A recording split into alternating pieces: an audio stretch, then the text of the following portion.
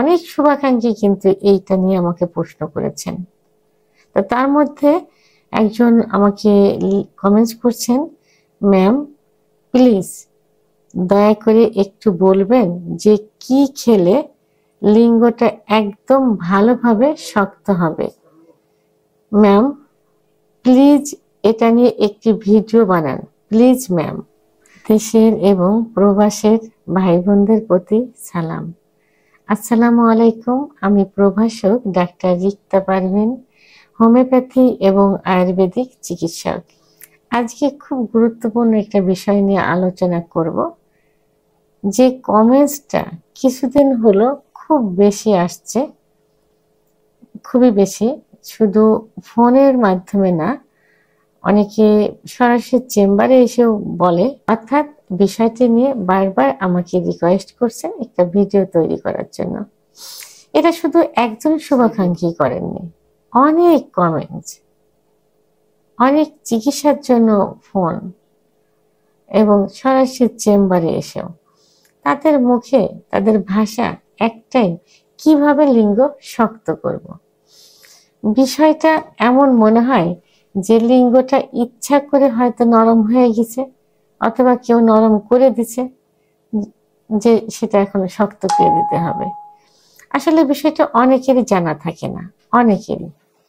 তো এই জন্য হয়তো এইভাবে কমেন্টসটা করে। তো আমি ভাবলাম যে এটা এমনভাবে তাদেরকে বুঝিয়ে দেওয়া হবে, অন্তত যারা ভিডিওটা দেখবেন তারা বুঝতে পারবেন যে লিঙ্গ এমনিতেই নরম হয় না।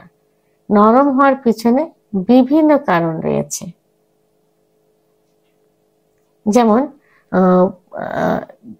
লিঙ্গ, বিশেষ লিঙ্গ যেটা নিয়ে কথা সেটা হলো যে লিঙ্গটার ভিতরে কিন্তু কোনো হাড় নেই বা কোনো বোন নেই, আছে শুধু মাংস এবং রক্তনালী। এই রক্তনালীর ভিতর দিয়ে যত রক্ত চলাচল করবে বা যত রক্ত সঞ্চালিত হবে, তত লিঙ্গ বড় হবে, মোটা হবে এবং শক্ত হবে। তো এই শিরার ভিতর দিয়ে যখনই রক্ত সঞ্চালনে বাধাগ্রস্ত হবে বা কম হবে, তখনই লিঙ্গ নরম হয়ে যায়। এটাকে কি বলে? ইংরেজিতে ইরেকটাইল ডিসফাংশন, বাংলায় উত্থানজনিত সমস্যা, এবং সবার মুখে শক্ত না হওয়া ইত্যাদি ভাবে প্রকাশ পায়। তো এখন লিঙ্গ শক্ত না হওয়ার পিছনে প্রধান যে কারণটা থাকে, সেই কারণটা হলো, মানে সবাই যেটা মনে করে, সবার একটাই ধারণা যে হস্তমৈথুন করার কারণে লিঙ্গ নরম হয়ে গেছে। এটা আসলে যুক্তিসঙ্গত, কারণ হস্তমৈথুন করার কারণে এবং এই হস্তমৈথুনটা যখন দীর্ঘদিন করা হয় এবং যখন নেশায় পরিণত হয়ে যায়, তখন লিঙ্গের মধ্যে যে শিরাগুলো থাকে, এই শিরাগুলো প্রসারিত থাকে না, আস্তে আস্তে সংকুচিত হয়ে যায় বা চিকন হয়ে যায়। এবং বিছানায় ঘর্ষণ দিয়ে বীর্যপাত করলে লিঙ্গের গোড়ায় যে অসংখ্য শিরা থাকে, শিরাগুলো অনেক সময় লুজ হয়ে যায়, অনেক সময় চিড়ে যায়। আবার সমকামিতা করলে, অতিরিক্ত স্বপ্নদোষ হলে, অতিরিক্ত যৌন মিলন হলে এই শিরাগুলো সংকুচিত হয়ে যায়, তখন রক্ত চলাচলে বাধাগ্রস্ত হয়, যে কারণে লিঙ্গ শক্ত থাকে না, অর্থাৎ নরম হয়ে যায়, অর্থাৎ উত্থানজনিত সমস্যায় পরিণত হয়। এবং এটা লোকের কথা এবং সবারই এইগুলো জানে, কিন্তু এর বাইরেও সমস্যা রয়েছে। সে সমস্যাগুলো হলো সাইকোলজিক্যাল যে সমস্যা, মানসিক কিছু সমস্যা থাকে, একটা ভ্রান্ত একটা ধারণা নিয়ে থাকে, এই ধারণা থেকে বেরিয়ে আসতে হবে। এই সাইকোলজিক্যাল প্রবলেমের কারণেও কিন্তু উত্থানজনিত সমস্যা হয়। এবং অনেকে যে স্ট্রোক করে বেডে থাকে, অনেকে স্ট্রোক সেরে যায়। তো এই স্ট্রোকের কারণে বা কোমরে যদি কোনো সমস্যা থাকে, তাহলেও কিন্তু লিঙ্গ শক্ত হয় না বা উত্থানজনিত সমস্যায় পরিণত হয়, অর্থাৎ ইরেকটাইল ডিসফাংশন। তো আমি বারবার শক্ত না হওয়া বলছি এই কারণেই যে সবার মুখের ভাষা একটাই, সে শক্ত কেন হয় না। আবার অনেকের সময় দেখা যায় যে নিউরোলজিক্যাল কিছু প্রবলেম থাকে, সেই কারণেও কিন্তু উত্থানজনিত সমস্যা হয়ে যায়। আবার আন্ডারস্ট্যান্ডিং এর অভাব থাকে, অর্থাৎ স্বামী স্ত্রী পার্টনারের মাঝে অনেক সময় ভালোবাসার সম্পর্কটা খুব কমে যায়, আন্ডারস্ট্যান্ডিং সঠিকভাবে হয় না। ভালোবাসার বহিঃপ্রকাশ কিন্তু যৌন মিলন। সেই ভালোবাসাটা যখন ক্ষীণ হয়ে যায় এবং মজবুত থাকে না, তখন কিন্তু যৌন মিলনে সুখ আসে না, ইচ্ছা হয় না। ইচ্ছা যদি না হয় তাহলে উত্থান কি করে হবে? তাহলে মিস আন্ডারস্ট্যান্ডিংও কিন্তু শক্ত না হওয়ার পিছনে বা উত্থানজনিত সমস্যার প্রধান আরেকটা কারণ।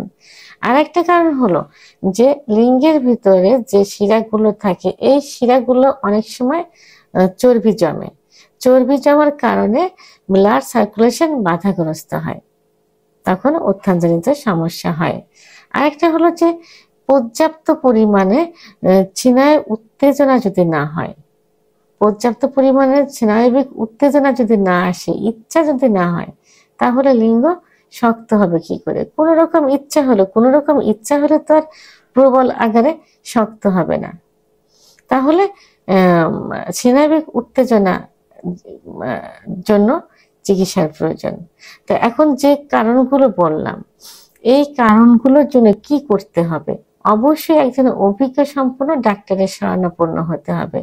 ডাক্তার কিছু পরীক্ষা নিরীক্ষা দিবেন, পরীক্ষা নিরীক্ষার মাধ্যমে সঠিক রোগ নির্ণয় করতে হবে যে কেন এটা শক্ত হচ্ছে না, উত্থানজনিত সমস্যা কেন হচ্ছে। নির্ণয় করে ওষুধ নির্বাচন করলে ইনশাল্লাহ সেটা ঠিক হয়ে যাবে। অনেকে অন টাইম ট্যাবলেট খাচ্ছে, এই অন টাইম ট্যাবলেট, এবং অনেক ডাক্তাররাও কিন্তু অন টাইম নিজেদের একটু নাম কামানোর জন্য, সাময়িক রুগীকে ধরে রাখার জন্য তারা অন টাইম ওষুধ দেয়। এই অন টাইম ওষুধ কিন্তু সব থেকে বেশি ক্ষতি করে। প্রথমত হলো কিডনি ইফেক্ট করবে, দ্বিতীয়ত হলো একটা সময় অন টাইমে কাজ করবে না, তৃতীয়ত একটা সময় কোনো চিকিৎসাতেও কাজ হবে না। সে তো এমন একজন ডাক্তারের কাছে যেতে হবে, একজন অভিজ্ঞ সম্পন্ন রেজিস্ট্রারকৃত ডাক্তারের কাছে যেতে হবে। পরীক্ষার মাধ্যমে সঠিক রোগ নির্ণয় করে চিকিৎসা দিতে হবে। যদি কোনো রোগ ধরা না পড়ে, সেক্ষেত্রে অনেক সময় অনেক থেরাপি আছে, ফিজিওথেরাপি আছে, সেগুলো নেওয়া যেতে পারে।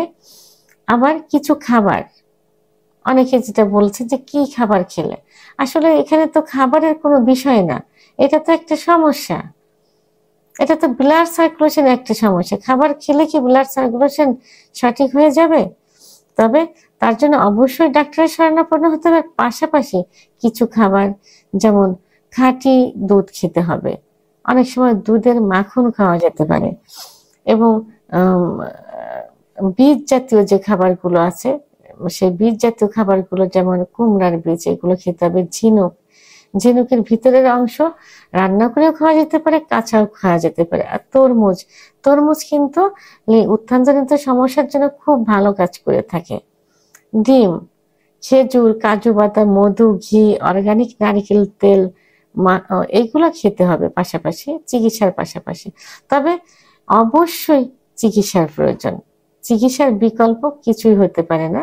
এরপর খাবারটা তো আসলে এটা নিত্যদিনের একটা রুটিন করে নেওয়া উচিত। খাবার খেলে শরীর মন, এই ন্যাচারাল যে খাবারগুলো, শুধু সেক্সুয়াল না, সব ক্ষেত্রেই কিন্তু ভালো থাকা যায়। এই জন্য খাবারের প্রাধান্যটা বেশি দিতে হবে, যে খাবারগুলো আমি বললাম। ভিডিওটি সম্পর্কে যদি কোনো মতামত থেকে থাকে অবশ্যই কমেন্টের মাধ্যমে জানাবেন। আর ভিডিওটি ভালো লাগলে লাইক, কমেন্ট, সাবস্ক্রাইব করে আমার সঙ্গে থাকুন। আল্লাহ হাফেজ।